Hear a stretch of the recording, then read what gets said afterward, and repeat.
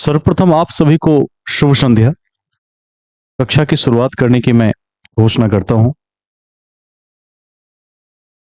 पिछले क्लास में हमने गणित में एलिगेशन चैप्टर को देखा था और 40 सवालों का एक सेट था जिसमें से हमने 20 प्रश्न आपको बनाकर दिखाया था और मेरे द्वारा कहा गया था कि जब इसका सेट आ जाएगा तो इसके शेष 20 प्रश्नों को अपने स्तर से बनाकर देखेंगे।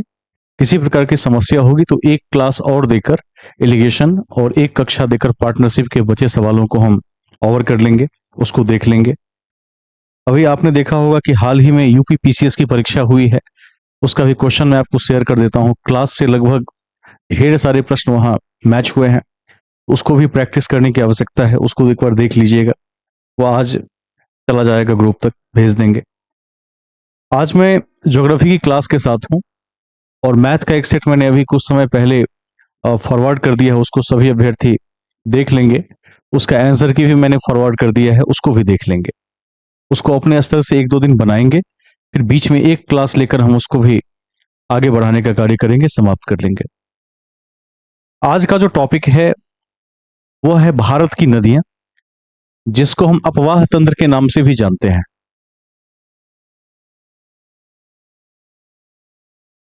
चैप्टर का नामकरण कर देंगे, लिखेंगे भारत की नदियां।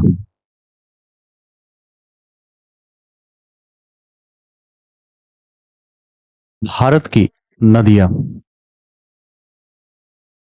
इसी का दूसरा नाम है अपवाह तंत्र। और बिहार पब्लिक सर्विस कमीशन या राज्य अथवा केंद्र की अन्य परीक्षाओं में यहां से निश्चित तौर पर क्वेश्चन आता है। अपवाह तंत्र, यह आज का हमारा टॉपिक है।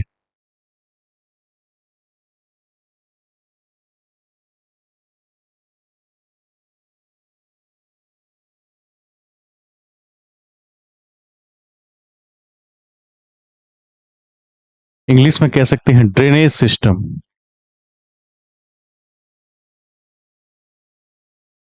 इसको आगे बढ़ाया जाएगा, अपवाह तंत्र।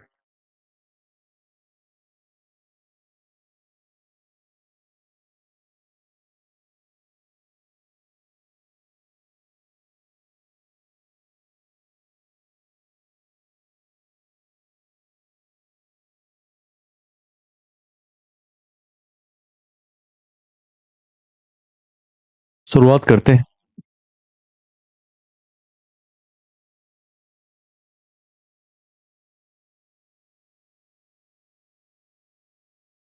सबसे पहले यह जानने की आवश्यकता है अफवाह तंत्र में कि जो भारत की नदियां हैं उसकी प्रकृति क्या है।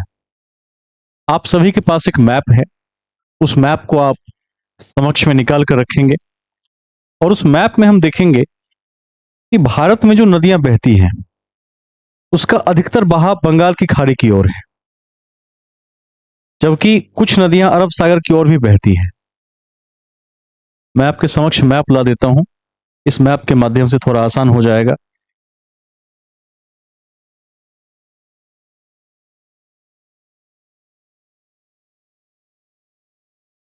यह हमारे पास भारत का नक्शा है।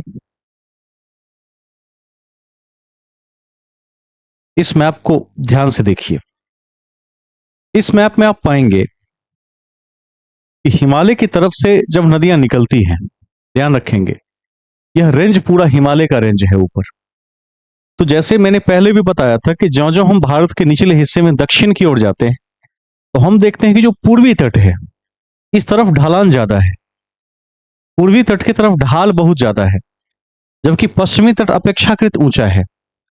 यह तट ऊंचा है और किसी भी नदी को बहने के लिए भारत में दो ही मार्ग मिलेगा। या तो एक मार्ग ये बनता है कि इधर किसी राज्य से होकर बंगाल की खाड़ी में आकर गिर जाए, या दूसरा मार्ग ये बनता है इस तरफ आकर अरब सागर में आकर गिर जाए। तीसरा कोई मार्ग नहीं बनता है, ध्यान रखिएगा। अब इस दो मार्गों की यदि हम बात करें तो हम देखते हैं कि जो हिमालयी जल है या नदियों का जल है उसका 75% बंगाल की खाड़ी में आकर ही गिरता है, जबकि उसका लगभग 25% अरब सागर में आकर गिरता है। ठीक है, यह नदियों का इतिहास है, यह नदियों की प्रकृति भी है। अब इसके हिसाब से यदि हम वर्गीकृत करके देखें तो भारत में दो प्रकार की नदियां हैं। एक तो हिमालयी नदियां हैं, जो मुख्य रूप से हिमालयी नदियां महत्वपूर्ण भी हैं क्योंकि यह ग्लेशियर से निकलती है। ग्लेशियर जो हिमालय पर ग्लेशियर उपलब्ध है उससे निकलती है, सालों भर बहती है, कभी सूखती नहीं है, बरसात के समय में बाढ़ भी लाती है।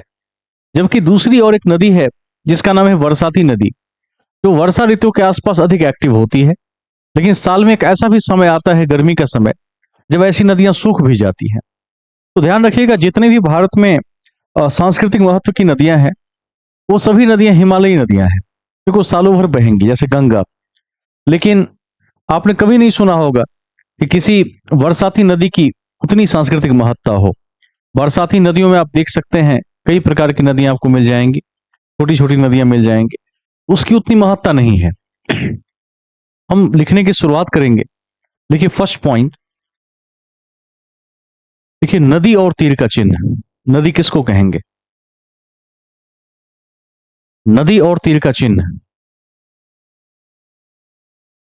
ठीक है। लिखिए, एक निश्चित स्रोत से बहने वाली जल की वह धारा, एक निश्चित स्रोत से बहने वाली जल की वह धारा, जल की वह धारा, वह धारा जो सागर या महासागर में जाकर लुप्त हो जाती है, जो सागर या महासागर में जाकर लुप्त हो जाती है,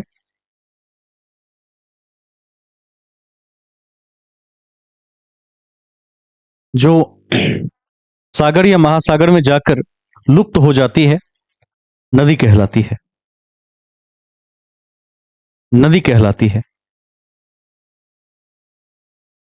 अब इसका एक अपवाद भी है। अपवाद में लिख दीजिए,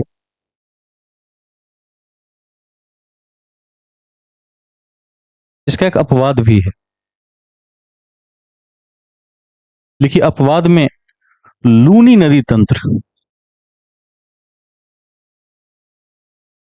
लूनी नदी तंत्र,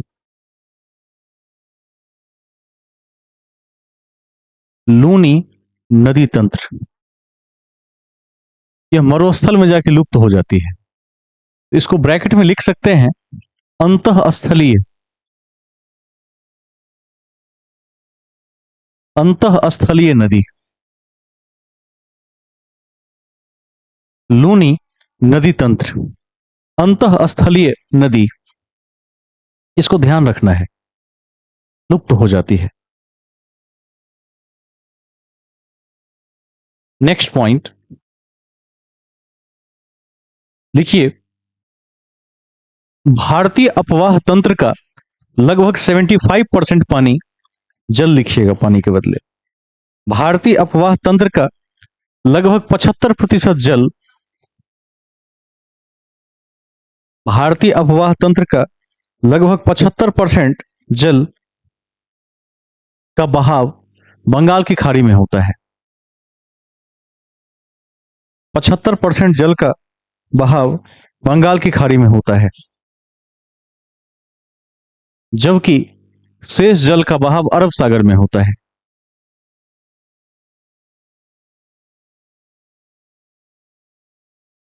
अरब सागर में होता है,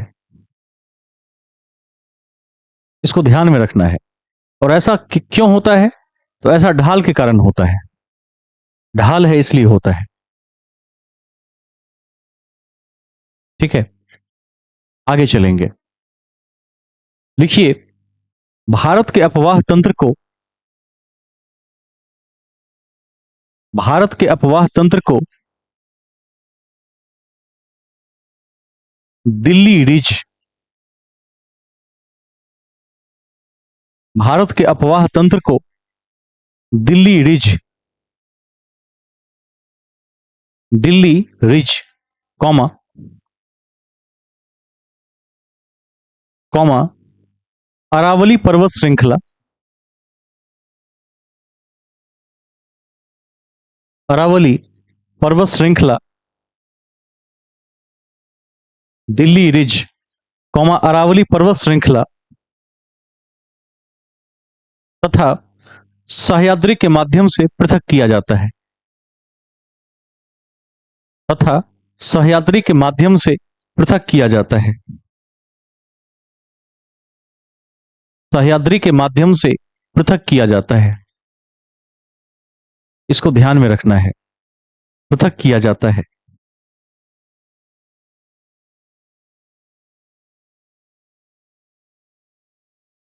अब विशालता के आधार पर अपवाह क्षेत्र कितने प्रकार के हो सकते हैं? तो एक शॉर्ट टॉपिक बना सकते हैं, हेडिंग लिखिए, विशालता के आधार पर अपवाह क्षेत्र।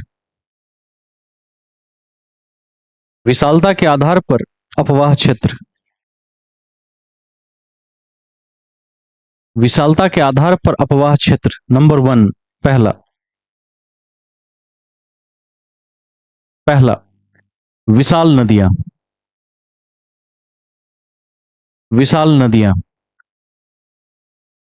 और इसमें लिखिए 20,000 वर्ग किलोमीटर से अधिक। 20,000 वर्ग किलोमीटर से अधिक। 20,000 वर्ग किलोमीटर से अधिक। दूसरा लिखिए मध्यम नदियां। मध्यम नदियां, इसमें लिखिए 2,000 से 20,000 वर्ग किलोमीटर के बीच। 2,000 से 20,000 वर्ग किलोमीटर के बीच। 2,000 से 20,000 वर्ग किलोमीटर के बीच।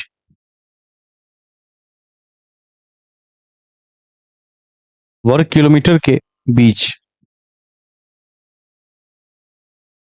नेक्स्ट पॉइंट, आगे बढ़ेंगे।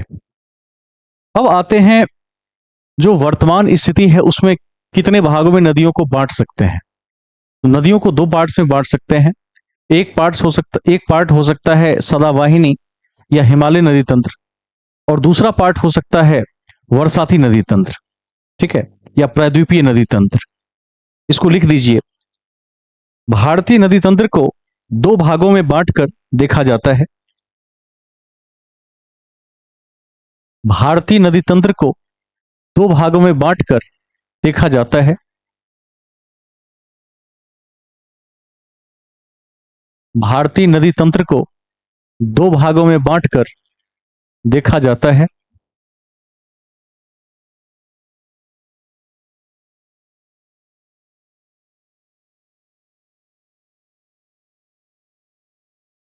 पहला हिमालयी नदी तंत्र, और दूसरा प्रायद्वीपीय नदी तंत्र। हिमालयी नदी तंत्र और दूसरा प्रायद्वीपीय नदी तंत्र। प्रायद्वीपीय नदी तंत्र,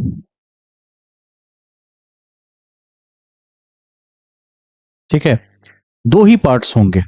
है तो इस चैप्टर में बहुत कुछ पढ़ने के लिए, लेकिन इतना पढ़ लीजिए कि परीक्षा में जितने क्वेश्चन पूछे जाए वो बन जाए। इतना पढ़ने के लिए 2 से 3 क्लास काफी है इसमें, अन्यथा थोड़ा बड़ा हो जाएगा। एक एक नदी को यदि विस्तार से पढ़ने लगेंगे तो बहुत लंबा भी होगा और अनुपयोगी होगा। इसीलिए मैं सोच रहा हूं कि 2-3 कक्षाओं में इसको एक टेक्निकल अंत दिया जाए, ताकि परीक्षा में हम अच्छी स्थिति में रहें। नेक्स्ट पॉइंट, आगे लिखिए, हिमालयी नदी तंत्र सदावाहिनी होती है।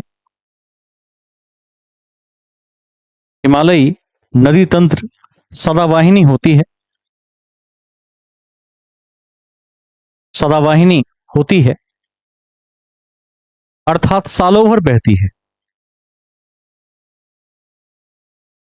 अर्थात सालों भर बहती है। सदावाहिनी होती है, अर्थात सालों भर बहती है। एवं एवं इनका स्रोत ग्लेशियर है। इनका स्रोत ग्लेशियर है।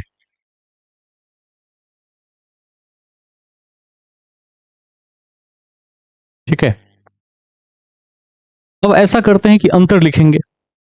आप ऐसा करेंगे, कॉपी में किसी ऐसे स्पेस में दो पार्ट बनाइए जहां विस्तार से अंतर लिख सकें। हो सके तो अगले पेज में, जैसे दो पेज होता है, एक तरफ लिखिए हिमालयी, एक तरफ लिखिए प्रायद्वीपीय। हेडिंग बना लीजिए कुछ ऐसे।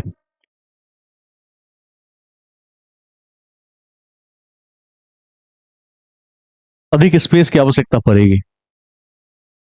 एक तरफ लिख देंगे हिमालयी नदी तंत्र और दूसरी ओर लिख देंगे प्रायद्वीपीय नदी तंत्र।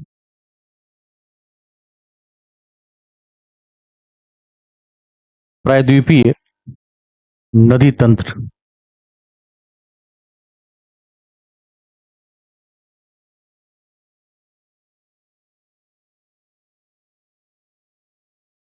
हिमालयी नदी तंत्र और प्रायद्वीपीय नदी तंत्र। नदी तंत्र।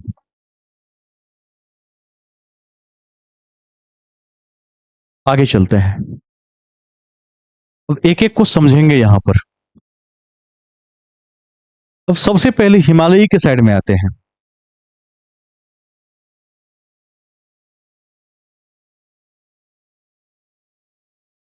वर्षा कुमारी जी जब ज्वाइन करते हैं तो वेट करते रहिए, वो पोर्टल पर दिखता रहता है। बार बार बैक होंगे तो कभी ज्वाइन नहीं होगा, क्योंकि यहां से परमिशन की आवश्यकता होती है। टाइम पर आ जाइए। मुख्य बातों में आते हैं। हिमालय में आ जाइए। अब हिमालय के बारे में जैसे हमने समझा, यह ग्लेशियर से निकलती है। इसी पॉइंट को सबसे पहले लिखना है।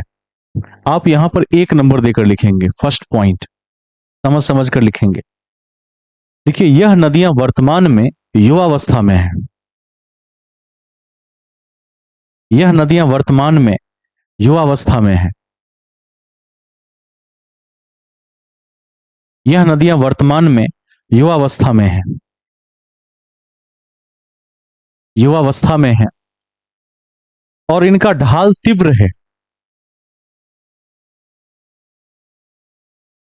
इनका ढाल तीव्र है। यह नदियां वर्तमान में युवावस्था में हैं और इनका ढाल तीव्र है। तीव्र है एवं स्रोत ग्लेशियर है। स्रोत ग्लेशियर है। ठीक है। स्रोत ग्लेशियर है। क्या मतलब है इसका? हाइट से गिरती है। जब ग्लेशियर से गिरेगी तो पहाड़ से गिरेगी, और पहाड़ से जो नदी पृथ्वी तक गिरेगी वो क्या होगा?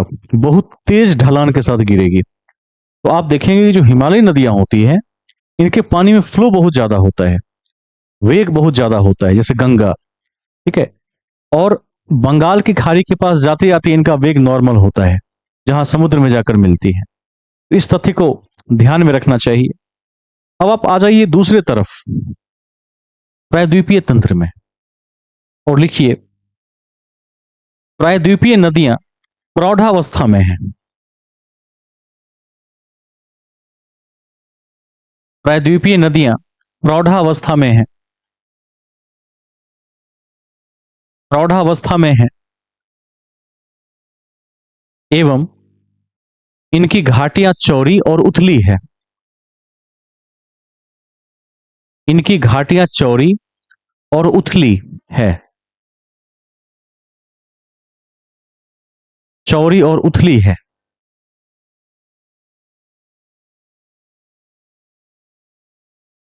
इसको ध्यान रखना है। तो अवस्था के आधार पर क्या है? हिमालय की नदियां युवावस्था में है।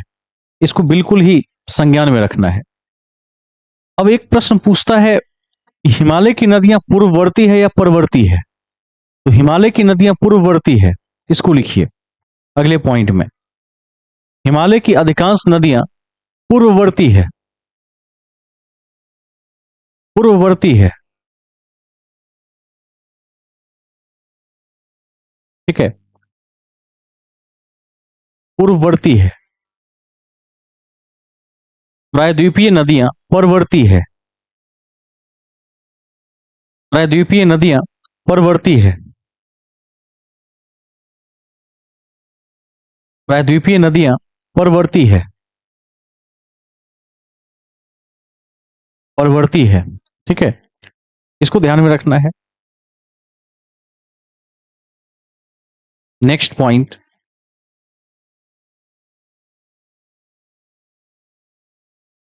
अब एक तथ्य ध्यान रखना है, जो हिमालय की नदियां हैं ये वी आकार की घाटी बनाती है, गॉर्ज बनाती है, गॉर्ज माने गड्ढा, डेल्टा बनाती है, गोखुर झील बनाती है। इस सबको रट के रखना चाहिए। क्या पूछ लेगा कोई ठीक नहीं है इस साइड से, जब इसका टेस्ट सीरीज लाएंगे तो वहां पर यह दिखेगा। इन सभी बातों को एक लाइन में लिख सकते हैं। हिमालयी नदी तंत्र, हिमालयी नदी तंत्र वी आकार की घाटी, हिमालयी नदी तंत्र वी आकार की घाटी, गॉर्ज, गॉर्ज, डेल्टा, डेल्टा, गोखुर झील, गोखुर झील, गोखुर झील और जलप्रपात, इंग्लिश में वाटरफॉल, गोखुर झील और जलप्रपात का निर्माण करती है, निर्माण करती है, निर्माण करती है। गोखुर झील का मतलब है गाय के खुर के आकार का झील, इसको भी ध्यान रखना है। अब प्रायद्वीपीय सेक्शन में आते हैं। ये क्या बनाती है? एस्चुरी। देखिए, प्रायद्वीपीय नदियां एस्चुरी का निर्माण करती है, प्रायद्वीपीय नदियां एस्चुरी का निर्माण करती है, प्रायद्वीपीय नदियां एस्चुरी का निर्माण करती है।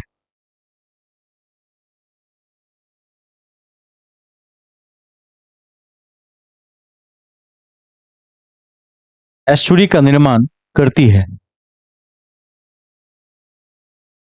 अब ये थे बेसिक अंतर। हम फिर से एक बार हिमालय के साइड में आ जाएंगे।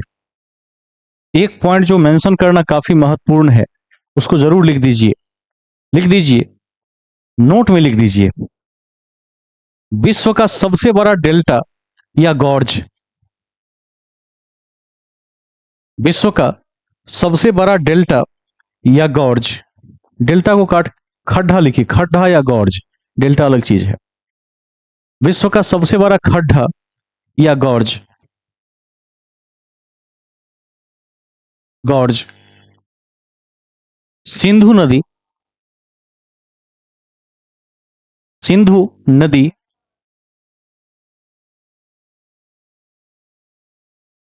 वुंजी नामक स्थान पर बनाती है।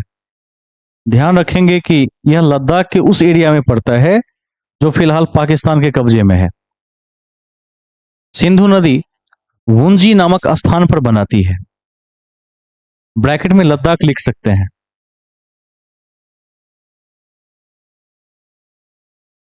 बनाती है,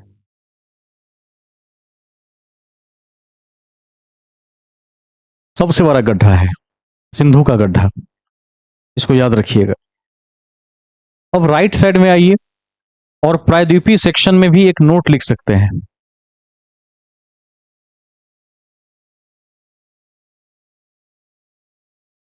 देखिए, नर्मदा और तापी को छोड़कर, नर्मदा और तापी को छोड़कर सभी प्रायद्वीपीय नदियां पश्चिम से पूर्व की ओर बहती है। नर्मदा और तापी को छोड़कर सभी सभी प्रायद्वीपीय नदियां पश्चिम से पूर्व की ओर बहती है, पूर्व की ओर बहती है। नोट नंबर 2 राइट साइड में प्रायद्वीपीय में नर्मदा, तापी, माही, साबरमती और लूनी अरब सागर में गिरती है। नर्मदा, तापी, माही, साबरमती और लूनी अरब सागर में गिरती है।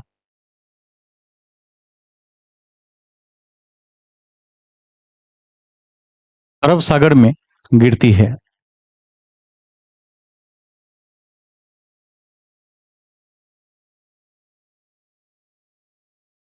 वहीं पर एक लाइन और ऐड करेंगे उसी नोट में। एस्चुरी का दूसरा नाम ज्वार नदमुख है, पूछा जा सकता है। एस्चुरी का दूसरा नाम ज्वार नदमुख है। ज्वार नदमुख है।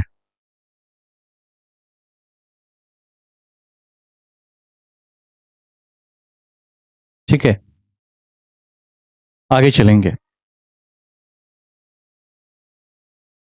हम वापस से हिमालय के तंत्र में आ जाएंगे। एक बात ध्यान में रखना है, पूछा जा सकता है कि सिंधु, सतलज और ब्रह्मपुत्र किस कैटेगरी की नदियां हैं। तो आप कह सकते हैं ये हिमालय की पूर्ववर्ती नदियां हैं, इसको ध्यान रखना है, और विसर्प बनाती है। विसर्प क्या होता है? तो आप देखेंगे जैसे कोसी नदी कुछ इस तरीके से बहती है, एस की तरह घूम घूम कर बहती है, इसको बोलते हैं विसर्प।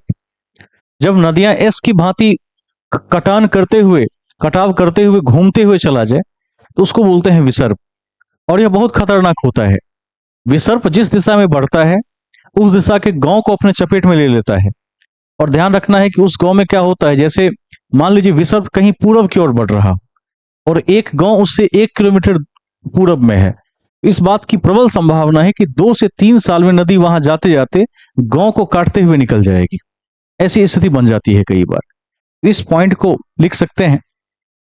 देखिए, सिंधु, सतलज और ब्रह्मपुत्र, डबल टिक करके लिखेंगे इस पॉइंट को। सिंधु, सतलज और ब्रह्मपुत्र हिमालय की पूर्ववर्ती नदियां हैं।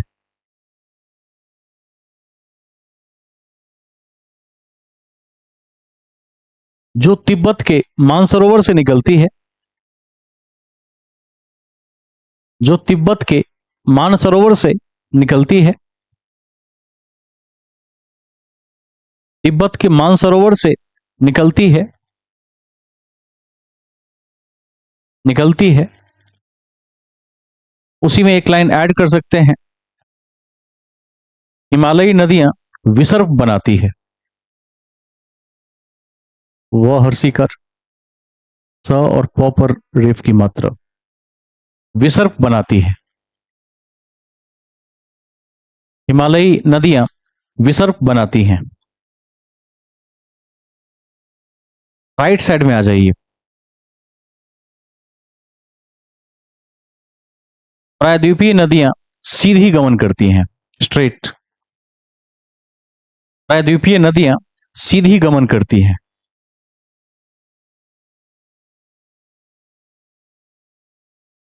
सीधी गमन करती है। अब इस कड़ी में एक क्वेश्चन पूछा जाता है, 4 ऑप्शन दे देगा और पूछेगा किस नदी का विसर्प सबसे प्रख्यात है या कुख्यात है या प्रसिद्ध है। तो उत्तर होगा कोसी नदी। कोसी जितना विसर्प कोई और नदी नहीं बनाता है। इसका कारण यह है कि कोसी नदी को बिहार का शोक भी कहा जाता है। उसका मार्ग का कोई ठीक नहीं है, आज कहीं से बह रहा है, कल देखेंगे उसी बांध के बीच में कहीं और आगे से जाके बह रहा है। उसकी स्थिति ऐसी है कि कोई ठिकाना नहीं होता है कि उसके चपेट में आसपास का कौन सा गांव पकड़ा जाएगा आने वाले समय में। इसको नोट में लिख सकते हैं, लेफ्ट साइड में बाएं तरफ हिमालय में लिखिए नोट में, कोसी नदी का विसर्प सबसे महत्वपूर्ण है। कोसी नदी का विसर्प सबसे महत्वपूर्ण है। महत्वपूर्ण है क्योंकि क्योंकि यह नदी मार्ग बदलने के लिए कुख्यात है। क्योंकि यह नदी मार्ग बदलने के लिए कुख्यात है।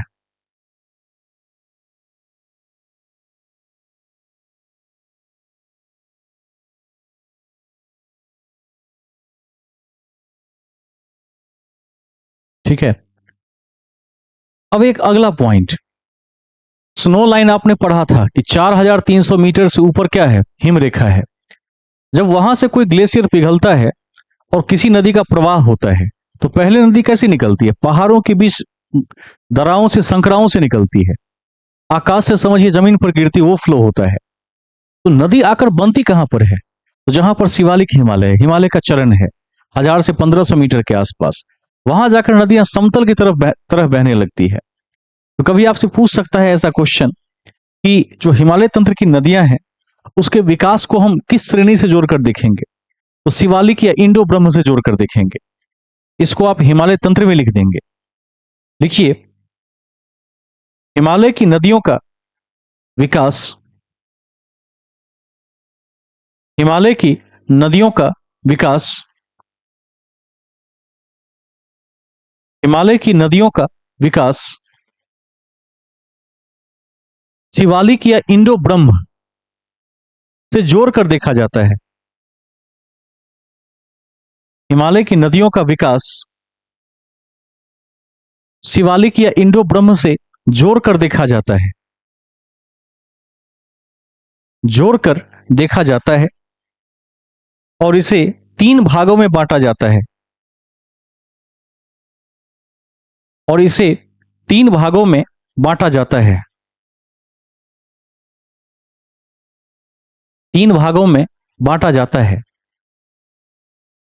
अब कौन कौन से पार्ट हो सकते हैं, यदि हम मैप को देखेंगे तो सिंधु सतलज ब्रह्मपुत्र तो लिखवा ही दिए हैं।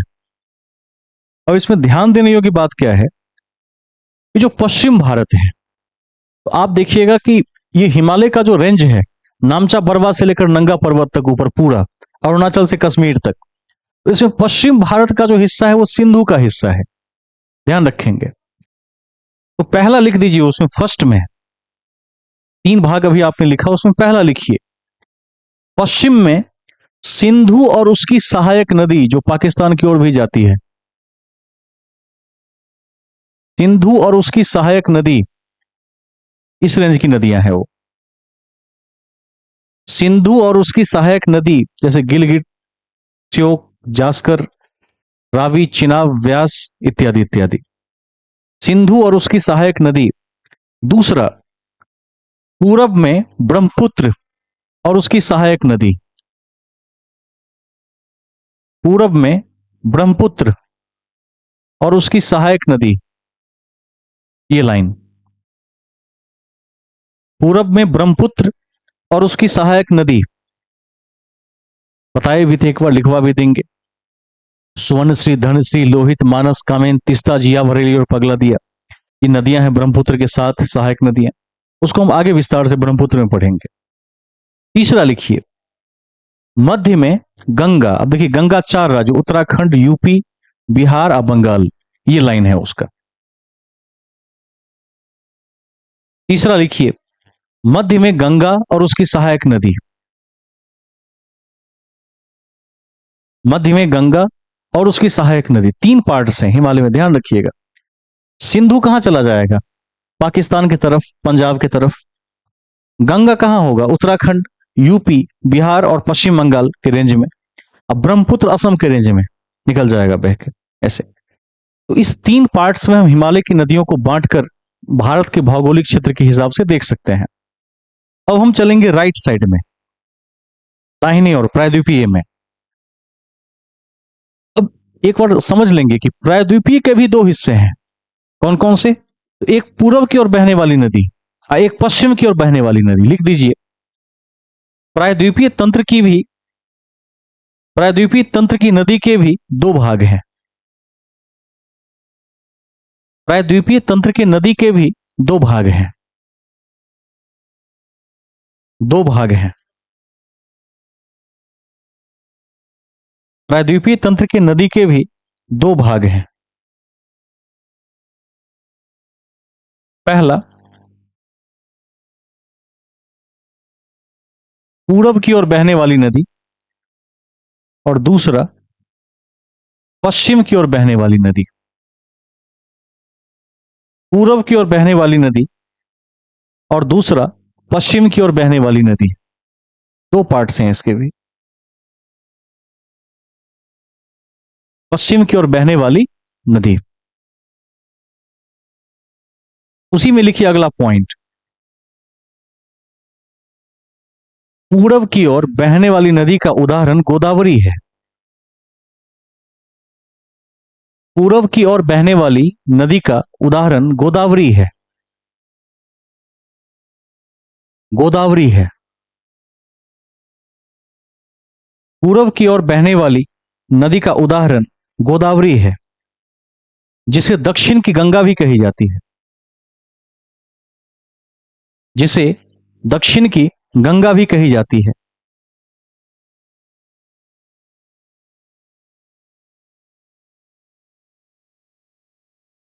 जबकि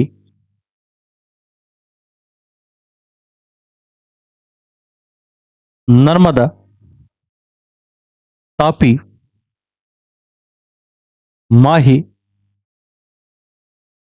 साबरमती और लूनी पश्चिम की ओर बहने वाली नदियां हैं। नर्मदा, तापी, माही, साबरमती और लूनी पश्चिम की ओर बहने वाली नदियां हैं। पश्चिम की ओर बहने वाली नदियां हैं। पश्चिम की ओर बहने वाली नदियां हैं। इसको ध्यान में रखना है।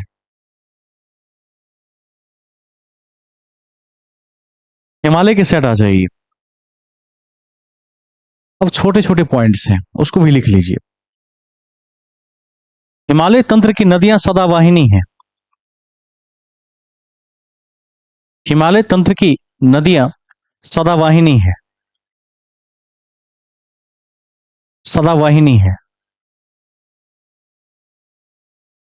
हिमालय तंत्र की नदियां सदावाहिनी है। जबकि प्रायद्वीपीय तंत्र की, उस साइड लिखिए, उस साइड, जबकि काट दीजिए यहां पर, तो काट के उस साइड लिखिए। प्रायद्वीपीय तंत्र की नदियां बरसाती या मौसमी है। प्रायद्वीपीय तंत्र की नदियां बरसाती या मौसमी है।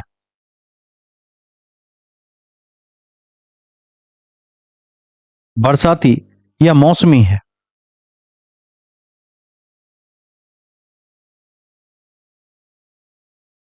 वापस से हिमालय के साइड में आ जाइए। देखिए, हिमालय की नदियों का जलग्रहण क्षेत्र और बेसिन का आकार विशाल है। हिमालय की नदियों का जलग्रहण क्षेत्र और बेसिन का आकार विशाल है। विशाल है।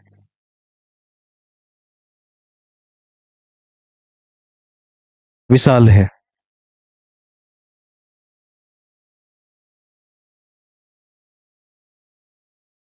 उस साइड लिखिए, राइट साइड में, बरसाती नदियों का अपेक्षाकृत कम है। बरसाती नदियों का अपेक्षाकृत कम है।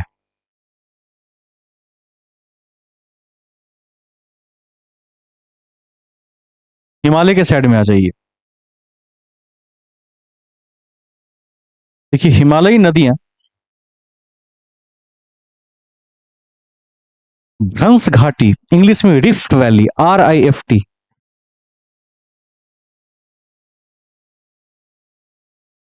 हिमालयी नदियां भ्रंश घाटी नहीं बनाती है। भ्रंश घाटी नहीं बनाती है।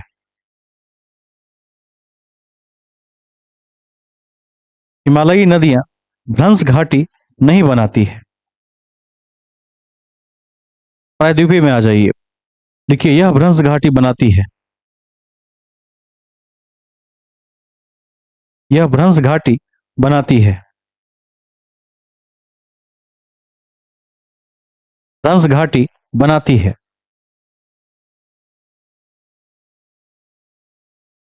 भ्रंश घाटी बनाती है, जैसे नर्मदा, तापी, सोन, दामोदर आदि। नर्मदा, तापी, सोन, दामोदर आदि। नर्मदा, तापी, सोन, दामोदर आदि।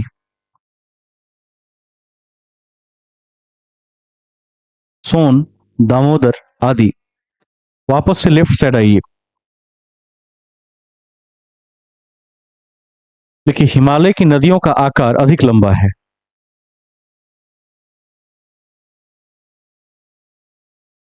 हिमालय की नदियों का आकार अधिक लंबा है। अधिक लंबा है।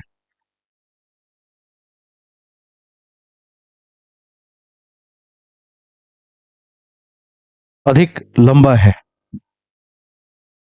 प्रायद्वीपीय के साइड में आ जाइए। लिखिए, प्रायद्वीपीय में कुछ ही नदियां लंबी है। प्रायद्वीपीय में कुछ ही नदियां लंबी है। प्रायद्वीपीय में कुछ ही नदियां लंबी है। जैसे गोदावरी, गोदावरी, कृष्णा, कावेरी। गोदावरी, कृष्णा, कावेरी, नर्मदा और तापी। गोदावरी, कृष्णा, कावेरी, नर्मदा और तापी।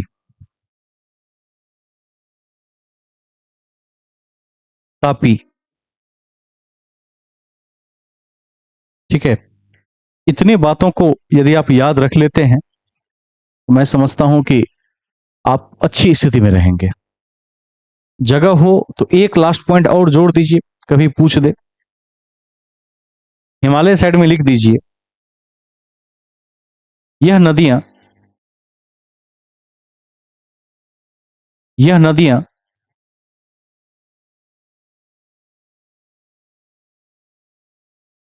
जालीनुमा प्रतिरूप नहीं बनाती है। जालीनुमा प्रतिरूप नहीं बनाती है। नहीं बनाती है। जबकि उस साइड लिख दीजिए, यह नदियां जालीनुमा प्रतिरूप बनाती है। जालीनुमा प्रतिरूप बनाती है।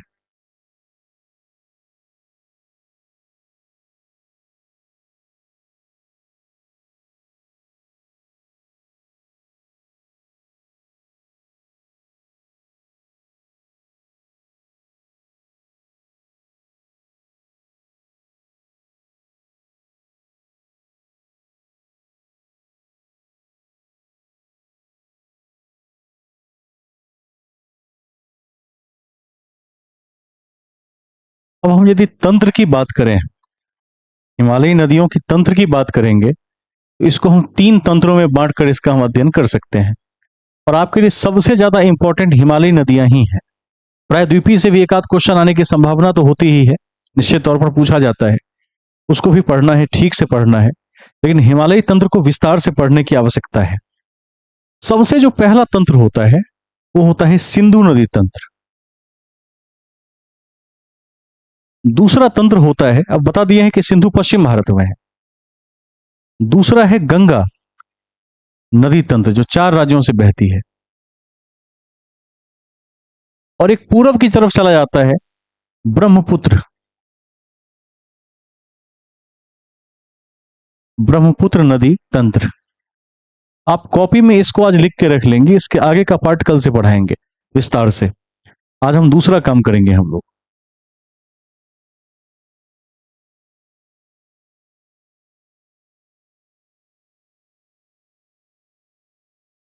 कल से सिंधु शुरू करेंगे। एक दो क्लास लगेगा अभी इसमें। इसके बाद प्रायद्वीपीय में भी जाएंगे, वहां भी ढेर सारी बातों को देखेंगे। इसकी सहायक नदियों को बिल्कुल याद रखना है, विशेषताओं को याद रखना है, किस क्षेत्र में बहती है उसको ध्यान रखना है, उस क्षेत्र में क्या उपजता है उसको ध्यान रखना है। यदि भारत पाकिस्तान के बीच सिंधु जल विवाद समझौता है 1960, तो उसको भी ध्यान रखना है। आपको यह भी याद रखना है कि बांग्लादेश के साथ क्या क्या नदियों की समस्याएं हैं, फरक्का विवाद इत्यादि को ध्यान में रखना है। तो इस सब को हम विस्तार से अगले कक्षाओं में देखेंगे। बड़े टॉपिक्स हैं। जैसे कि मैंने आपको कहा भी कि अभी हाल ही में हमारे एक छात्र ने भी यूपी पीसीएस का एग्जाम दिया है और उन्होंने बताया कि काफी क्वेश्चन कक्षा से मैच हुए, होना भी चाहिए। तो एक बार उस सेट को भी देखा जाना चाहिए जो भी हाल ही में आजकल में संपन्न हुआ है। उसके बाद आज की क्लास को हम विराम देंगे। बस आपको यह दिखाता हूं कि कैसे पढ़ते हैं, किस प्रकार टॉपिक को तैयार किया जाना चाहिए। ऐसा थोड़े होगा कि सारा क्वेश्चन अभी मिल जाएगा, अभी तो सारा नहीं मिलेगा, कभी नहीं सारा मिलेगा, किसी क्लास का पूरा क्वेश्चन नहीं मिलता है। लेकिन 80%, 90% तक प्रश्न मिल जाते हैं स्टैटिक्स से। इसको ध्यान रखना है। करंट अफेयर्स यदि ठीक से पढ़ा और पढ़ाया जाए तो वहां भी 60 से 70% प्रश्न मिलने की संभावना होती है। इसके ऊपर किसी का मिल नहीं पाता है। इसके ऊपर सब ईश्वर के हाथ में है और आपकी बौद्धिक क्षमता के हाथ में होती है। एक बार इस क्वेश्चन सेट को हम देखते हैं। एक तरफ इंग्लिश है, एक तरफ हिंदी है, तो आप केवल हिंदी वाले को देखेंगे। मैं अपने फोन में इस क्वेश्चन सेट को निकाल लेता हूं ताकि थोड़ी सहजता रहेगी मुझे और जल्दी जल्दी देख लेंगे इसमें और यहां ऊपर कर देंगे। हमने अभी इतिहास को पूरा पढ़ा है, उसके बाद ज्योग्राफी चल रहा है, पॉलिटी को पूरा पढ़ा है। इन अध्ययन के बेस पर हम देखेंगे कि इस पार्ट से हमारे पास कितने क्वेश्चन आए। अभी हम चूंकि भारत के भूगोल में ही हैं, तो उसी आसपास के प्रश्नों को देखेंगे, क्या क्वेश्चन मिलते हैं या नहीं मिलते हैं। ज्योग्राफी में भी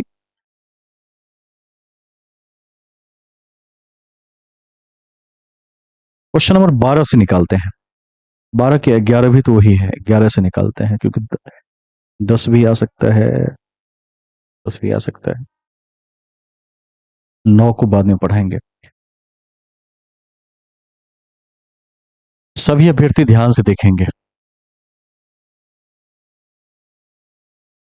क्वेश्चन नंबर 11 को देखिए, क्योंकि अभी जितना पढ़ा है उससे क्या सब पूछा गया है उसको देखने की आवश्यकता है। नई अखिल भारतीय सेवा बनाने के संदर्भ में निम्नलिखित में से कौन सा कथन सही है? क्या ये इतिहास और पॉलिटी से जुड़ा हुआ क्वेश्चन नहीं है? इसमें ऑप्शन दिया हुआ है कि राष्ट्रहित में राज्यसभा नई अखिल भारतीय सेवा बनाने का प्रस्ताव पारित कर सकती है। बिल्कुल है। आप कोई बता सकता है क्या कि अखिल भारतीय सेवा किस अनुच्छेद में है, पढ़ाए हैं? वेरी गुड, आर्टिकल 312 में है। और राज्यसभा के पास क्या है? फुल पावर है। तो ये ऑप्शन तो हो ही रहा है इसमें। दूसरा है, नई अखिल भारतीय सेवा को बनाने का प्रस्ताव राज्यसभा में कुल सदस्य संख्या के 2/3 बहुमत से पारित होना आवश्यक है। तो एक और दो क्या होगा? दोनों हो जाएगा इसमें। आप देखेंगे अप्लाइड क्वेश्चन कहते हैं इसको, कि यदि आपने पॉलिटी की कॉपी को 2-3 बार रिवाइज किया है तो बना ही देंगे इस क्वेश्चन को। आर्टिकल 312 में राज्यसभा है भी और अखिल भारतीय सेवा है भी, और राज्यसभा के पावर की चर्चा भी हमने ऑलरेडी की हुई है। हम अगले प्रश्न की ओर चलते हैं, तैयार रहेंगे। अब देखिए क्वेश्चन नंबर 12 कहता है सुमेलित कीजिए शिष्य और गुरु। कबीर किसके शिष्य हैं? रामानंद के शिष्य हैं। सबको, रामानंद के 13 शिष्यों में से कबीर एक थे। तो यानी यदि इसको हम मैच करें तो कबीर ए का 2 से मैच होगा। तो ये कैसे पकड़ते हैं? ए का 2 से मैच वाला केवल दो ऑप्शन है, तो ये दोनों तो वैसे ही क्रैश हैं, हटा दीजिए, उसको डिलीट कर दीजिए। अब देखिए बी, आमिर खुसरो निजामुद्दीन औलिया के शिष्य हैं। तो यहां तक बराबर चल रहा है दोनों। अब आपको देखना है सूरदास। सूरदास किसके शिष्य हैं? वल्लभाचार्य के या गुरु नानक के? किसके? वल्लभाचार्य के। तो सी का क्या होगा? 4 हो जाएगा। तो पकड़ा गया डी का 1, सी ऑप्शन। देखिए इस प्रश्न को हम कैसे बना सकते हैं, और आपके इतिहास की कॉपी से हूबहू प्रश्न है। आपने भक्ति आंदोलन पढ़ा था, सूफी पढ़ा था, उसको पलटा कर एक बार यदि देख लेंगे तो क्लियर हो जाएगा। मैं बस ये दिखा रहा हूं कि तैयारी करने का जो आजकल प्रोस्पेक्ट है वो क्या है, नजरिया क्या है उसका, किस व्यू से तैयारी होना चाहिए। और देखते हैं कि हमारे खत्म जितने सिलेबस हुए हैं, ओवर हुए हैं, उसमें से क्या सब आया है। अर्थशास्त्र वगैरह क्वेश्चन अभी मैं इसको छोड़ के चलता हूं।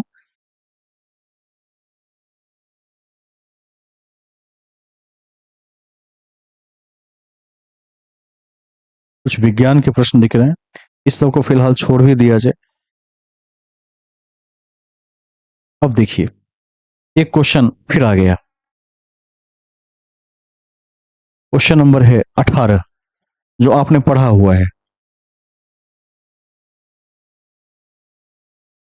इसको देखिए, राज्यसभा में सीटों की संख्या का निर्धारण करना है। ठीक है, बिहार का किसी को याद है? बिहार राज्यसभा में कितने सीट हैं? माइक ऑन करके कोई बता सके या टाइप कर दे।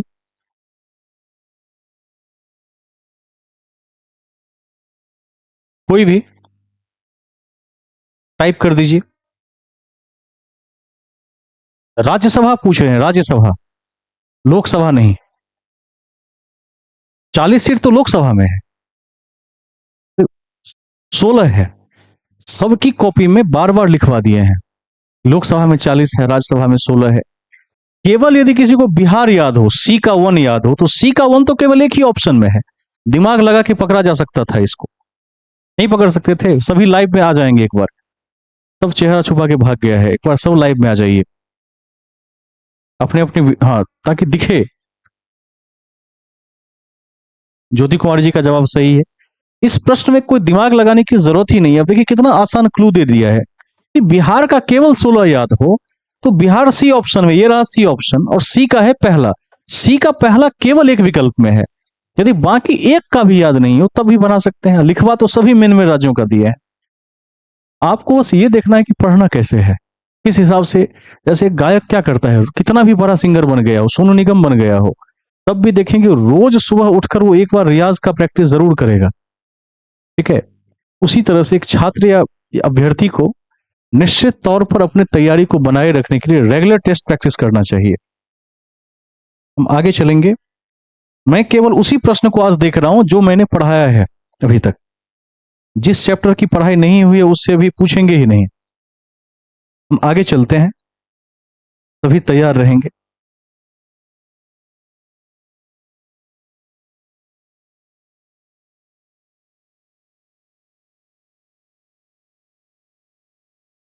विश्व के भूगोल से बड़े आसान प्रश्न आए हैं, लेकिन मैं चाहूंगा 24 नंबर क्वेश्चन आप देखें एक बार।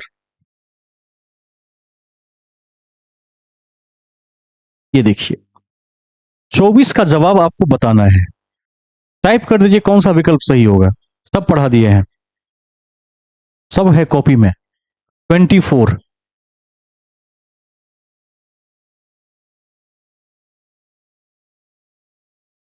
क्या पूछता है? कौन सा सही सुमेलित नहीं है? एक बार देख लीजिए कौन सा नहीं है।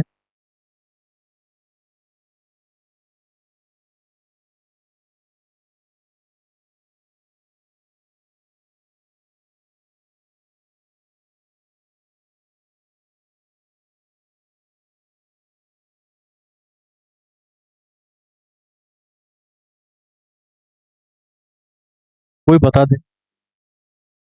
ऑप्शन 2 और 3। Very good. भाग 4 क और 51 क में मौलिक कर्तव्य स्वर्ण सिंह समिति की अनुशंसा के आलोक में मोरारजी देसाई के समय में 44वें संशोधन 1978 के, ये उल्टा कह दिया मैंने, ये 42वें संशोधन 1976 के माध्यम से इंदिरा गांधी के समय में ऐड हुए थे, आपको याद होगा। तो पहला तो एकदम ठीक है। अब जहां जहां पहला है वो तो गया। अब या तो केवल 3 या 2 और 3। तो क्या हो सकता है? 2 और 3 हो सकता है। ठीक है, इसको थोड़ा सा अपने स्तर से देख लीजिएगा।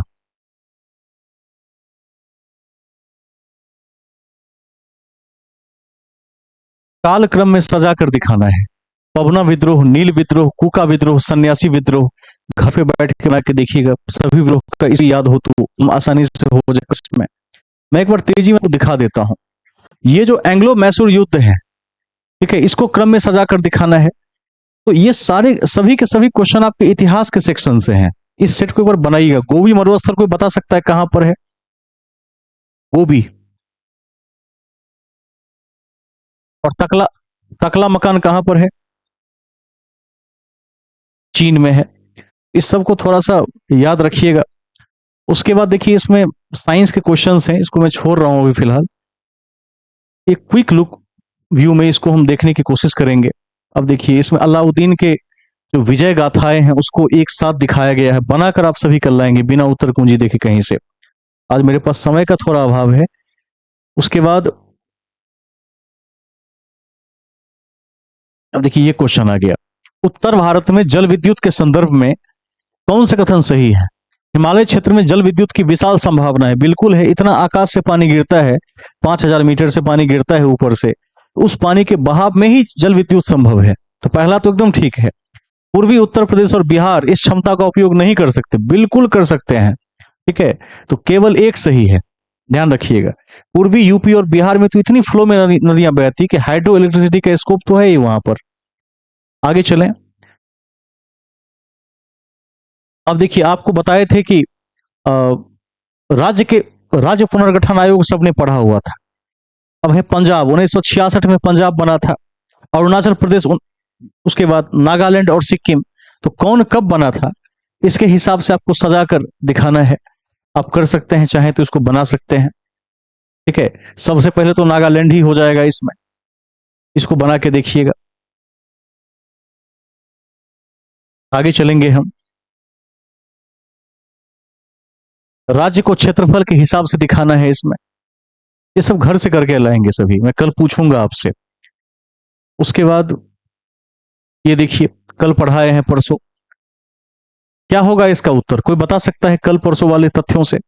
सबसे आसान प्रश्न पूछ रहे हैं। एक तरफ है चोटी, सबसे ऊंची चोटी, एक तरफ है राज्य। तो राजस्थान का गुरु शिखर नहीं हो जाएगा?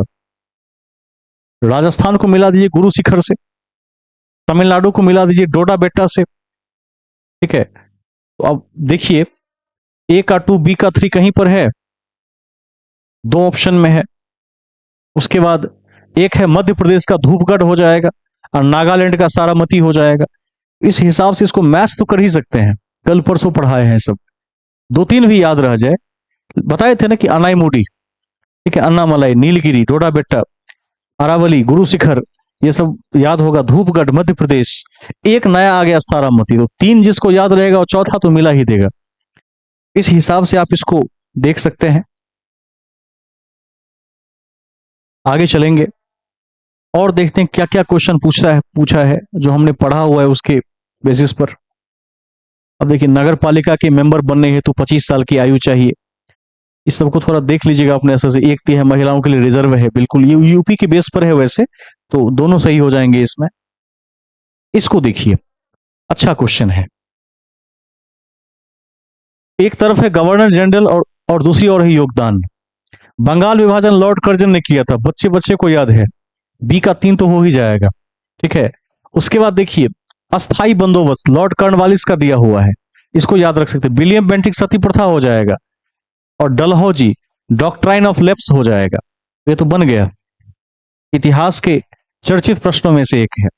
और देखिए प्रश्न किस हिसाब से आता है, ऑप्शन मिला लीजिएगा। ए का कौन सा होगा, ए का 4 होगा, तो ए का 4 2 में है। उसके बाद केवल सी का मैच कर लीजिए, कौन सा, विलियम बेंटिक सती प्रथा, सी का 2 होगा, यानी चौथा ऑप्शन इसका सही हो जाएगा। अपने लेवल से इस सेट को जरूर बनाएंगे, मैं इसका आंसर की बनाकर आपको भेज दूंगा पूरे सेट का। थोड़ा मुझे 15-20 मिनट लगेगा बनाने में, बन जाएगा। अब इसको देखिए, अभी अभी हाल ही में आपने इतिहास में पढ़ा था, कहता है कालक्रम के हिसाब से बताइए। कोई मुझे ईस्वी लिखवा सकता है तो बता दे, इसका ईस्वी क्या होगा। क्रिप्स मिशन कब आया था, कौन बताएंगे? 1942। कैबिनेट मिशन कब आया था? शिमला समझौता कब हुआ था? 1945। ठीक है, शिमला कौन बता सकता है? शिमला समझौता 2 बार हुआ है, 2 बार, इसको याद रखना है। अब देखिए डेट वाइज यदि इसको हम बना दें, 45 और दूसरा 72 में हुआ है शायद, तो इसको यदि हम एक बार मैच करें तो सबसे पहले तो क्रिप्स वाला आ जाएगा, यानी एक नंबर जो होगा वो सबसे पहले होगा। एक के बाद क्या होगा, बेवेल योजना होगा, बेवेल के बाद होगा शिमला, शिमला के बाद कैबिनेट, यानी 1 4 3 2 ऑप्शन नंबर ए में है। इसको पकड़ लीजिए, तो बन गया ये। इस बेसिस पर आप इसको दिखा सकते हैं, बना सकते हैं। अब देखिए, एक क्वेश्चन जो आपने पढ़ा हुआ है वही क्वेश्चन फिर आ गया।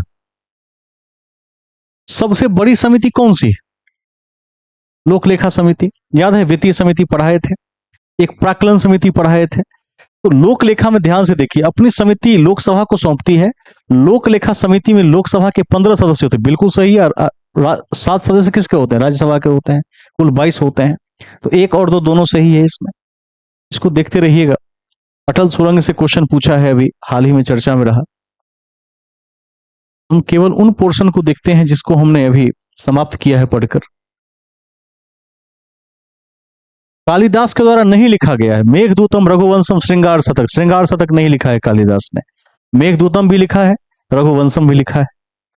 देखिए किस तरह के क्वेश्चन बन रहे हैं यहां पर। एक क्वेश्चन है कथन वाला। मुगल सम्राट अकबर ने फतेहपुर सीकरी में बुलंद दरवाजा का निर्माण करवाया था।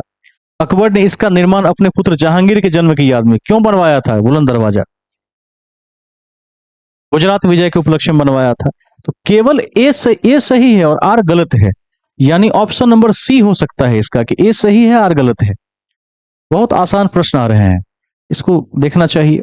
अब बंदरगाहों से क्वेश्चन आ गया। पारादीप कहां पर है? कौन बता सकते हैं इसमें क्या पूछ रहा है? मैच करके सही उत्तर दीजिए। कौन बताएंगे? पारादीप ओडिशा में है। ए का तो 3 हो जाएगा। देखिए 2 ही विकल्प बन रहे हैं। तूतीकोरिन तमिलनाडु हो जाएगा, 3-1-3-1। काकीनाडा, काकीनाडा का क्या होगा? कौन बता सकते हैं?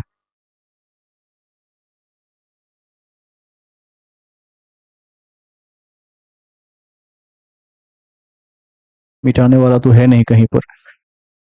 और एक है अलपुझा, इसको मैच कर दीजिए। ठीक है, तो इसको देख लीजिएगा किस ऑप्शन में चला जाएगा। ये बन चुका है, तो बंदरगाहों को भी आप मिला सकते हैं। आगे चलेंगे। एजेंडा 21 पढ़ाए थे अभी हाल ही में करंट में, इसको देख लीजिएगा।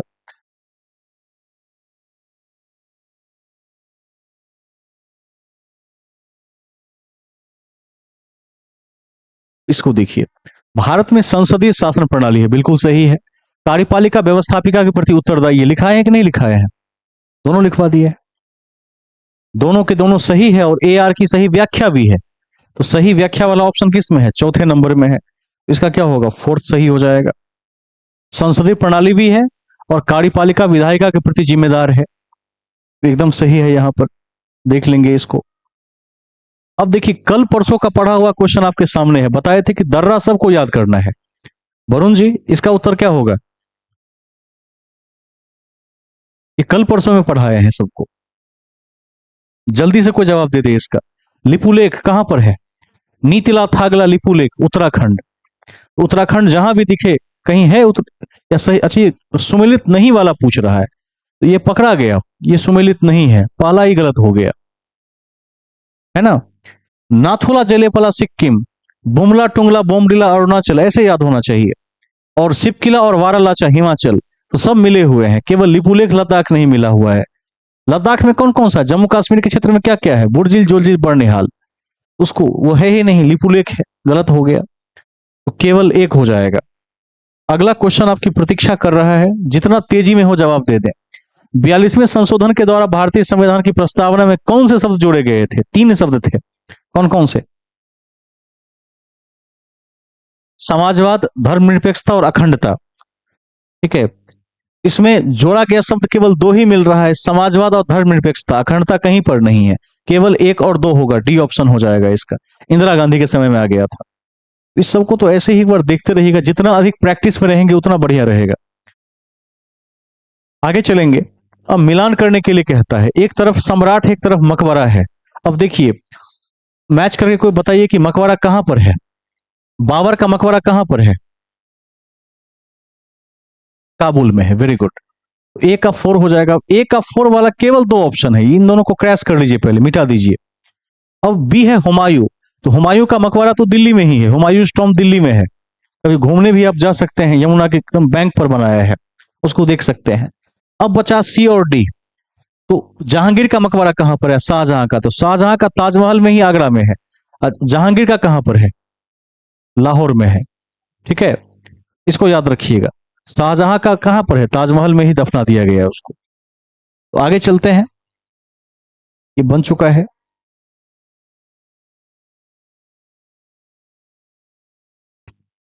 इसको आगे पढ़ाएंगे, इसीलिए रामसर वाला भी छोड़ दीजिए। रामसर वाला हर साल पूछता है क्वेश्चन। रामसर का पूरा एक लिस्ट लिखवा देंगे कि बिहार में कहां कहां पर है, भारत में कौन कौन सा इंपॉर्टेंट है। ठीक है, ये सब है तो काफी आसान, लेकिन आगे देखेंगे अन्य बातों में इसको। लाइकेन के बारे में पूछ लिया, 5वां चैप्टर का ज्योग्राफी का क्वेश्चन है। प्राकृतिक प्रदूषण का सूचक है, ठीक है, अच्छे संकेतक हैं, तो इसको देखा जाएगा बाद में। अब इसमें आ जाइए एक बार, इसको मैच करके कोई देखे। ओजोन दिवस कब मनाते हैं? कहता है कौन सा सुमेलित नहीं है। विश्व पर्यावरण दिवस कब मनाते हैं? 5 जून। अब वन्यजीव दिवस यही पकड़ा गया, तीसरा हो जाएगा, केवल 3, 2 तो है ही सुमेलित।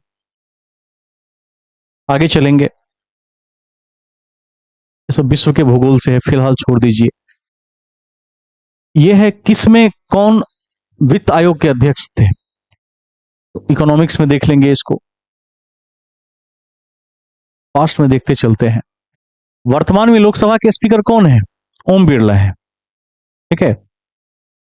17वां का तो ओम बिरला ही हो जाएगा, इसके हिसाब से मैच करके देख लीजिए, तो बना लीजिएगा खुद से, आसान है। एक्सला चैपल भी पढ़ाए हैं वैसे,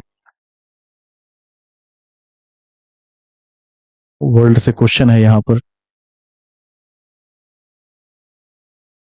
अब देखिए एक क्वेश्चन जो आपको मैंने कहा था कि रट जाइए, वो आ गया। क्या है क्वेश्चन? फजल अली आयोग के सदस्य थे। अब पहले तो आयोग कौन सा था? राज्य पुनर्गठन आयोग। अध्यक्ष कौन थे? फजल अली। और 2 सदस्य थे, के एम पानीकर और हृदयनाथ कुंजरू। तो इसमें एच एन कुंजरू भी है, हृदयनाथ कुंजरू, और के एम पानीकर भी हैं। 2 और 4 है, यानी बी ऑप्शन क्या होगा? सही हो जाएगा। तो पॉलिटी से डायरेक्ट क्वेश्चन है, इसको आप देख सकते हैं यहां पर।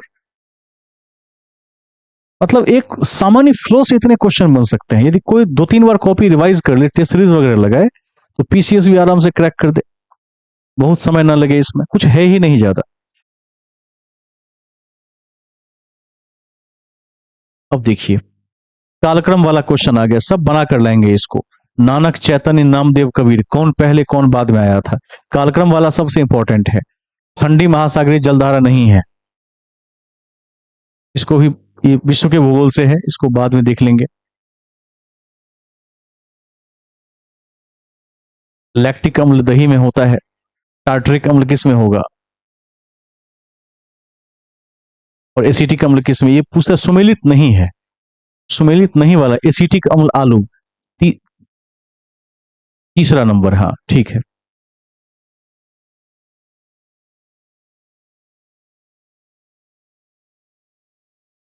फिर से देखिए इसमें कालक्रम वाला क्वेश्चन आ गया, इसको अपने स्तर से देख लेंगे, तो बना कर लाएंगे। कल मैं दोबारा पूछूंगा एक बार।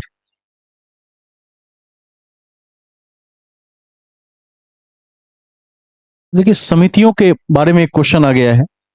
प्रारूप समिति का तो कौन होगा? बी आर अम्बेडकर हो जाएगा। और मौलिक अधिकार समिति का कौन होगा? पटेल या कृपलानी? उप समिति पूछ रहा है, अच्छा। संघीय संविधान समिति और प्रक्रिया नियम समिति। तो यदि हम इसको देखें, हाँ जवाहरलाल नेहरू हो जाएंगे। अब मैच करके देखेंगे हम, तो सी नंबर हो जाएगा इसका उत्तर।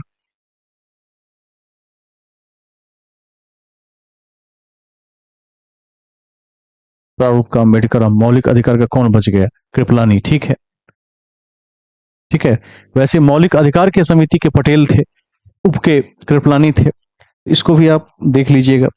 मिला ही देंगे, अध्ययन जिसका रहता है वो मिला ही देता है। पूरा प्रश्न तो किसी से नहीं बनता है, इसको भी ध्यान रखना है। कई बार हमें लगता है कि 100 क्वेश्चन सही करना है, 100% नहीं बनेगा। कितना भी पढ़ लीजिएगा, कट ऑफ कितने पड़ जाता है? यूपीएससी का कट ऑफ 60% के इर्द गिर्द होता है प्रीलिम्स में।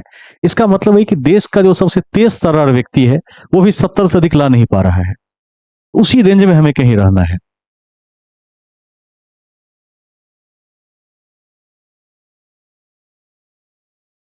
हम आगे चलते जाएंगे, पंचायती राज से क्वेश्चन है। वैसे ये यूपी के संदर्भ में है, इसलिए मैं इसको छोड़ दूंगा। बिहार के संदर्भ में 1/3 होता है यहां पर।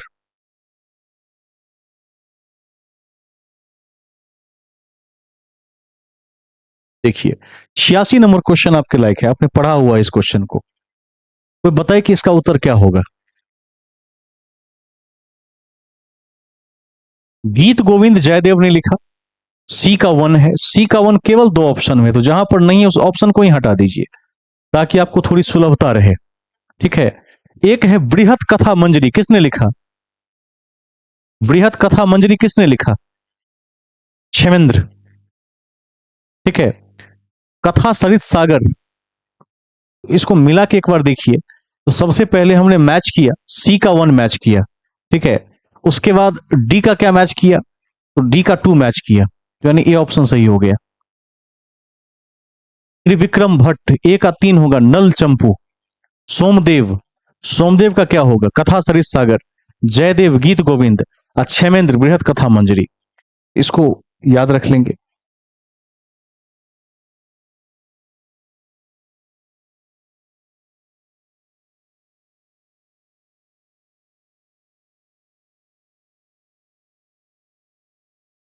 एक आध और क्वेश्चन को देखते हैं। कहता है कि कौन सी वित्तीय समिति है, तो पढ़ाए थे लोक लेखा समिति, प्राक्कलन समिति, सार्वजनिक उपक्रम समिति, 3 के 3 वित्तीय समिति है। ऑप्शन नंबर बी हो जाएगा इसका। यह पॉलिटी से आपका क्वेश्चन आया हुआ है। अब इसको देखिए, इसको पढ़ेंगे तो आगे, लेकिन चाहे तो कोई बता सकते हैं अभी। कान्हा किसली, मध्य प्रदेश। पेरियार, केरल। केवलादेव, राजस्थान। और दाचीगाम, जम्मू कश्मीर। मिला दिया। इसका एक चैप्टर है भारतीय वन्यजीव अभ्यारण्य, वहां देखेंगे पूरी लिस्ट लिखवा देते हैं, उसी लिस्ट से एक क्वेश्चन आ गया है। इस प्रकार यदि हम देखेंगे तो पाएंगे कि यदि ठीक से अध्ययन किया जाए तो हमारी स्थिति अच्छी बनी रहती है। बांध वगैरह आगे पढ़ाएंगे। श्री सैलम बांध किस नदी पर है, कौन बताएंगे?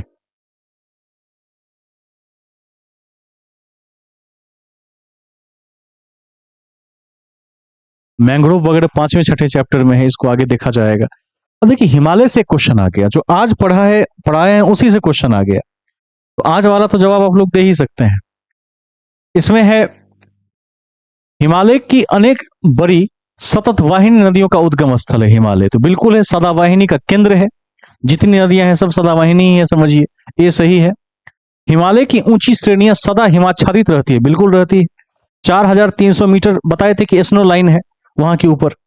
तो ए और आर दोनों सही है, और ए आर की सही व्याख्या है। क्यों? क्योंकि आज एक पॉइंट लिखवा दिए कि सदावाहिनी नदियां ग्लेशियर से निकलती है, तो ग्लेशियर तो है सेकंड में, इसका क्या होगा? डी ऑप्शन होगा। ए और आर दोनों सही है, और ए आर की सही व्याख्या। आज के चैप्टर से भी क्वेश्चन आ गया, इससे भी क्वेश्चन बन गया।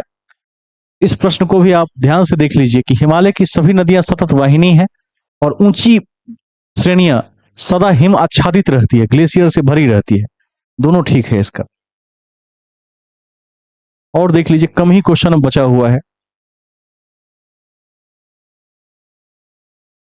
इसमें दोनों सही है। सल्तनत के क्षेत्र को 2 पार्ट में बांटा जा सकता था, खालसा और जागीरें। जागीरों में राज्य के नियंत्रण में आने वाली भूमि शामिल थी, तो दोनों सही है और सही व्याख्या भी है। खालसा और जागीर आपने पढ़ा भी है।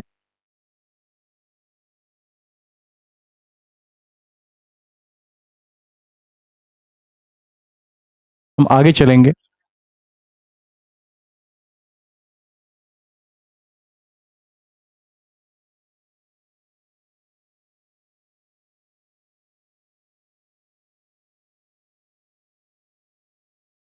अब देखिए, एक क्वेश्चन आ गया।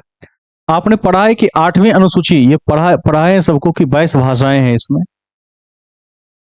ठीक है। इसमें किस भाषा को शामिल नहीं किया गया है? Very good. भोजपुरी बताए थे कि नहीं उस टाइम में कि भोजपुरी नहीं है? तो भोजपुरी इसका उत्तर हो सकता है। ठीक है। अब देखिए 4 वाला ऑप्शन कहां कहां पर है, केवल 4, इसको ध्यान रखिएगा। इसमें हाँ ठीक है, बोडो है, डोगरी है, नेपाली सब है, भोजपुरी नहीं है इसमें, तो भोजपुरी को ध्यान में रखेंगे। मैथिली है, इसको भी ध्यान में रखेंगे।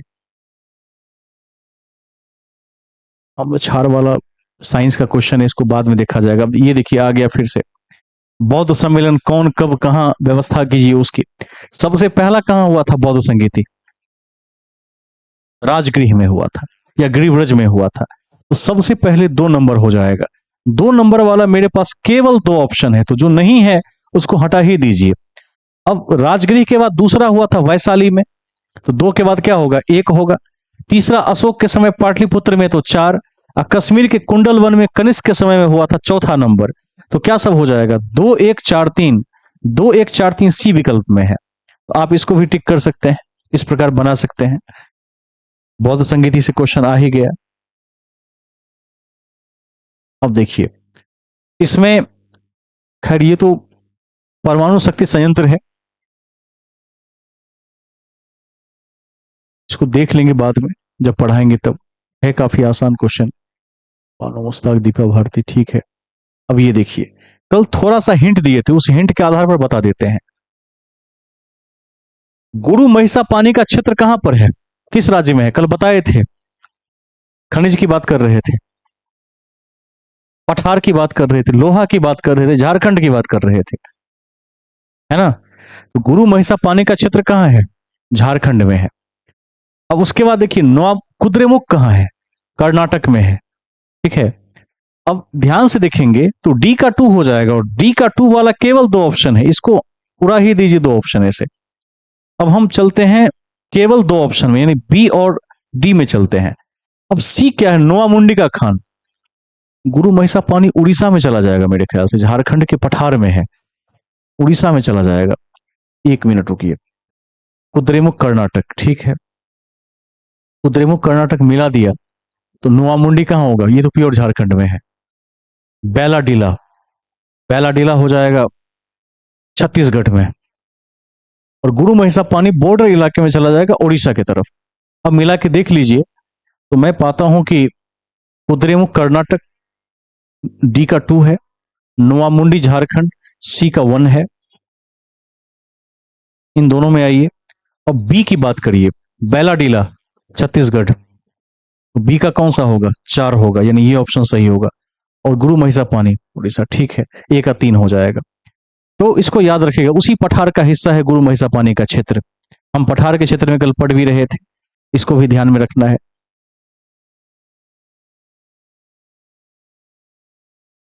आगे चले जाएंगे हम।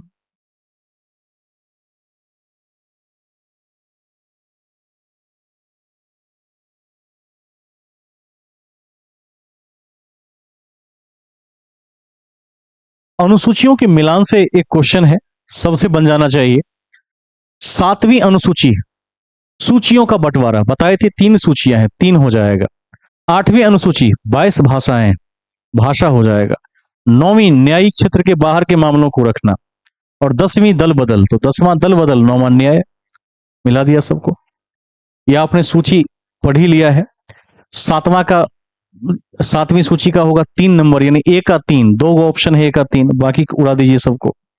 बी का 1 ठीक ही है। सी की बात कीजिए, 9वीं अनुसूची न्याय, सी का 4 होगा, यानी ऑप्शन नंबर बी सही हो जाएगा इसका। इस सबको देख लिया जाना चाहिए, सब पढ़े हुए प्रश्न है। देखिए देखते ही देखते 25-30 क्वेश्चन तो ऐसे ही, 40 क्वेश्चन तो फ्लो में बन रहे हैं बिना अतिरिक्त प्रयास के। सोगोली की संधि देख लीजिएगा एक बार, कॉपी में लिखवा दिए हैं।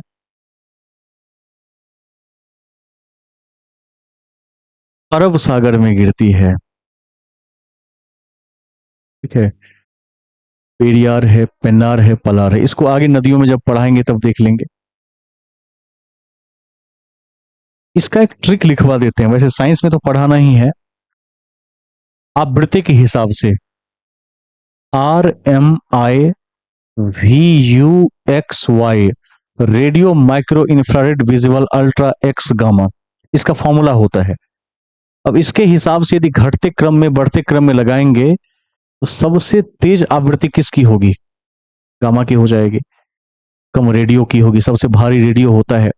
अब इसमें सजा लीजिए इसके हिसाब से, तो इसको सजाएंगे। गामा है कहीं पर, गामा 1 नंबर पर है, सबसे 1 नंबर पर गामा को रखेंगे। गामा के बाद देखिए नीचे से क्या आता है, एक्स किरण हो जाएगा, 1 के बाद 4 आ जाएगा। एक्स के बाद क्या है इसमें, गामा हो गया, एक्स हो गया, रेडियो और पराबैंगनी, रेडियो तो खैर सबसे ऊपर, पराबैंगनी अल्ट्रावायलेट, तो अल्ट्रावायलेट हो जाएगा फिर। और उसके बाद होगा रेडियो। 1 होगा, 4 होगा, 2 होगा, 3 होगा। 1 4 2 3 सी विकल्प में रहा। तो इस सिस्टम से नीचे से ऊपर सजा दीजिए तो बन जाएगा RMI VU XY, साइंस का फॉर्मूला है। फिजिक्स में देखेंगे इसको, आसान है काफी। लास्ट के तरफ ही लगभग 150 क्वेश्चन है इसमें। अब देखिए, उपराष्ट्रपति वाला क्वेश्चन आ गया। राज्यसभा के पदेन सभापति होते हैं, बिल्कुल सही है। उपराष्ट्रपति राज्यसभा के सदस्य होते हैं, गलत है। बताए थे ना कि उपराष्ट्रपति का ऐसा पद है जो राज्यसभा का मेंबर नहीं होता है, लेकिन उसका अध्यक्ष होता है। तो इसमें दूसरा गलत है, केवल एक सही है इसमें। डी ऑप्शन हो जाएगा इसका। आगे चलेंगे। अब देखिए आ गया, दक्षिण भारत से मैच करने के लिए आ गया। ठीक है,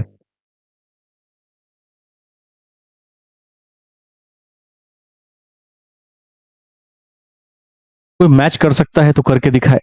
राजराज प्रथम किसका वंश का होगा? चोल वंश का होगा। राजेंद्र राजराज चोल का होगा।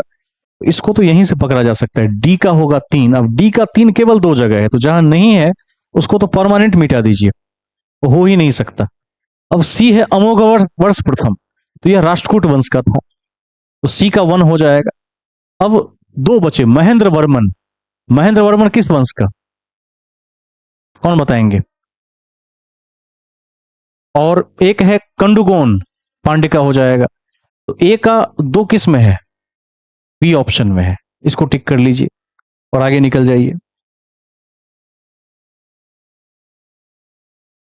कहता है अपिक्को आंदोलन, इस सब को देख लेंगे बाद में।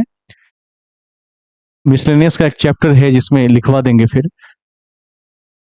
अपिक्को काफी बार पूछा गया क्वेश्चन है।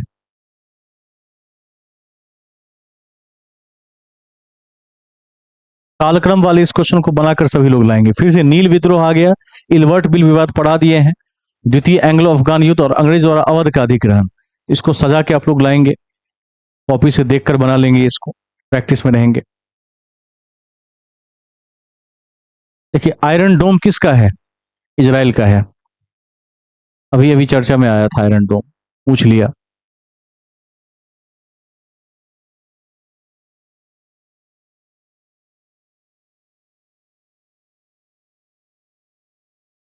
डेढ़ सौ के आसपास प्रश्न है, 133 पर हम आ चुके हैं। मानवाधिकार दिवस, ठीक है, विश्व का पूछ रहा है। संविधान दिवस भारत का पूछ रहा है। ठीक है, इसमें क्या पूछ रहा है, सुमेलित नहीं है। संविधान दिवस कब मनाते हैं?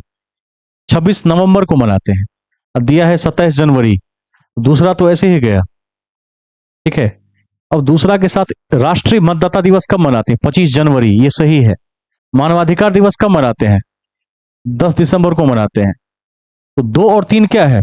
गलत है। 2 और 3 उत्तर हो जाएगा इसका। याद है ना सबको? 10 दिसंबर 1948 को मानवाधिकार आयोग की स्थापना हुई थी। और याद रखिएगा 25 जनवरी को राष्ट्रीय मतदाता दिवस मनाते, सब लिखवाए हैं। मतदाता दिवस तो कॉपी के शीर्ष पर है लिखा हुआ आपके पास, बहुत पहले से पॉलिटी में। तो 2 और 3 हो जाएगा इसका। आगे चलेंगे।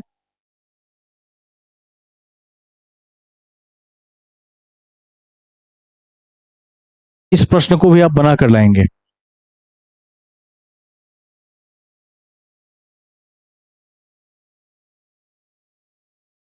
सुएज नहर किसको जोड़ती है? वैसे आगे पढ़ाना है ये, लेकिन इसका ट्रिक है। भूमध्य सागर को लाल सागर से जोड़ती है। ठीक है। अब प्रशांत पनामा किसको जोड़ती है? पीए, प्रशांत टू अटलांटिक। इसमें होगा भूमध्य सागर से लाल सागर को। 2 और 3 नंबर को यहां से हटा लीजिए, सी ऑप्शन सही। सबको देखते रहिएगा, 8-10 और क्वेश्चन है। मुद्रा कोष वाला सब तो अर्थशास्त्र का क्वेश्चन है, इसको आगे देखा जाएगा। संयुक्त बैठक की बात करते हैं, संविधान का 109 संसद की संयुक्त बैठक का प्रावधान। संयुक्त बैठक किस में बुलाते हैं? ये गलत हो गया। ठीक है, पहला ही गलत है। कहता है सही कौन सा है? संविधान संशोधन विधेयक को पारित करने के लिए संसद की संयुक्त बैठक की आहूत की जा सकती है। दूसरा सही है, ध्यान रखिएगा, केवल 2 होगा इसका। ठीक है, आगे चलते हैं। 143 क्या है? ऑपरेशन ओलिविया, करंट अफेयर्स का है। ये देखिए आ गया। इस एक दो चैप्टर के बाद इसको पढ़ेंगे। नोकेरक कहां पर है, गलत वाला पूछता है। मेघालय में है, दिया है मणिपुर, गलत हो गया। मानस असम में है, ठीक है। अगस्त मल्लाई कहां पर है, तमिलनाडु में, दो पकड़ा गया। तो एक और तीन गलत है इसमें। इसमें ऑप्शन लेकिन ऐसा दिया नहीं है। नोकेरक मेघालय ठीक है, मानस असम, अगस्त मल्लाई तमिलनाडु। अगस्त सही वाला पूछ रहा है, सुमेलित नहीं वाला है, नहीं वाला ही पूछ रहा है। एक और तीन तो नहीं है इसमें। इस क्वेश्चन में मुझे ऑप्शन पर ये है, अगस्त मल्लाई तमिलनाडु है, मानस असम याद है, नोकेरक मेघालय, ठीक है। इस प्रश्न को हम डॉट में रख के चलते हैं, इसके ऑप्शन को शायद बदलने की जरूरत है। ये प्रश्न ही गलत सेट है, इसको छोड़ दिया जाए। एक और तीन इसका उत्तर होगा, बाद में यूपीपीसीएस सही कर देगा इसको, क्योंकि 17 है उसमें, 17 याद है मुझे। तो आगे चलकर हम देखेंगे कि और कोई क्वेश्चन जो हमारे रेंज से आया हो, जितना हमने पढ़ा है अभी अभी तक। कालक्रम वाला ये क्वेश्चन आ गया। सबसे पहले बालाजी विश्वनाथ होंगे, नंबर 3। तो बाकी ऑप्शन को तो ऐसे ही आप हटा दीजिए। उसके बाद होगा बाजीराव एक। बाजीराव एक के बाद कौन होगा, माधवराव एक या बालाजी बाजीराव, बालाजी बाजीराव। उसके बाद होगा माधवराव एक। तो ये बन गया। रेलवे से क्वेश्चन आया है, रेलवे अभी हमने पढ़ा नहीं है, आगे पढ़ेंगे हम। मंडल मुख्यालय पूछता है, उत्तर रेलवे का तो खैर पूछता है, सही सुमेलित है, ठीक है, ठीक है। दक्षिण पूर्वी रेलवे कटक, इसको रेलवे में देखेंगे। समाप्त हो गया। आपने क्या सीखा इससे, इस सेट को देखने के बाद क्या ज्ञान मिलता है? इस सेट को देखने के बाद ज्ञान मिलता है कि कभी रिवीजन नहीं करना चाहिए।